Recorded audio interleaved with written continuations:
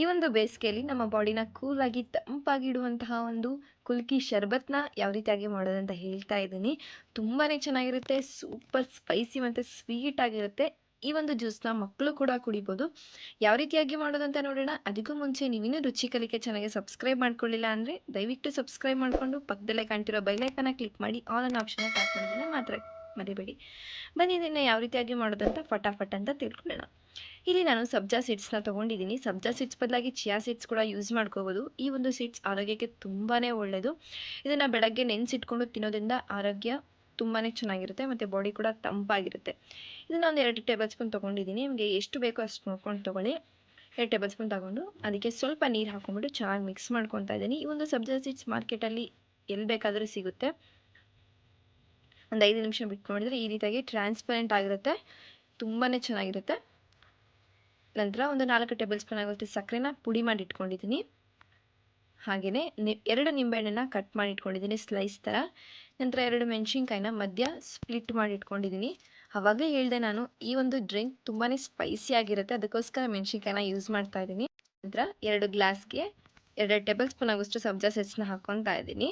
ಸಬ್ಜಾ seeds ಆರೋಗ್ಯಕ್ಕೆ ಒಳ್ಳೆಯದು ಅಂತ ಡೈರೆಕ್ಟ್ ಸೀಡ್ಸ್ನ ತಿನ್ನೋದು ಒಳ್ಳೆಯದಲ್ಲ, ಇದನ್ನು ನೆನೆಸಿಟ್ಬಿಟ್ಟೇ ತಿನ್ನಬೇಕು.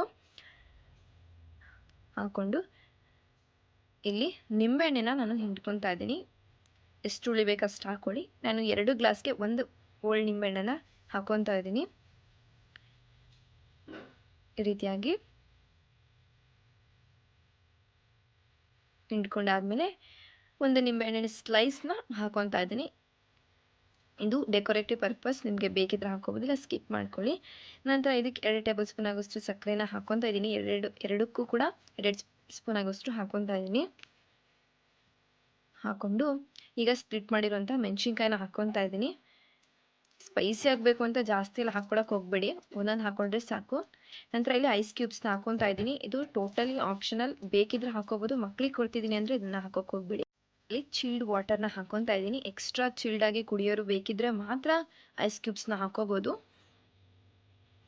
ಈ ರೀತಿಯಾಗಿ ಫಿಲ್ ಮಾಡ್ಕೊಂಡಿದ್ದೀನಿ. ನಂತರ ಒಂದು ಕಪ್ ಅಥವಾ ಏನಾದರೂ ಒಂದಕ್ಕೆ ಕ್ಯಾಪ್ನ ಹಾಕ್ಬಿಟ್ಟು ಚೆನ್ನಾಗಿ ಕುಲ್ಕಬೇಕು.